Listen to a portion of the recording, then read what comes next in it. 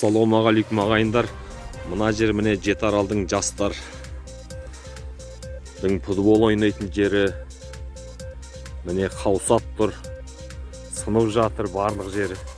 Оны ауылымыздың бір 20-шы жылы бітірген бір түлектерін істеп берген жақсылықтар болатын. Ескірді, бітті. Осы Жетарал ауылымызға бір футболный, жаңа заманауиға қарсы футболный площадка керек. Мынау біздің Жетаралдың ескі Ленин мектебі. Иесіз бостан босқа тұр міне. Әлі де қолданысқа, ремонтқа болады. Басқа да тойхана ашуға болады.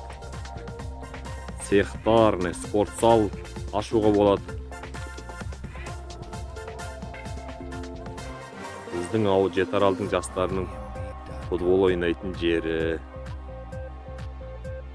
Ескіріп бітті, бәрі сынып тұр. Заманауи футболный площадка керек.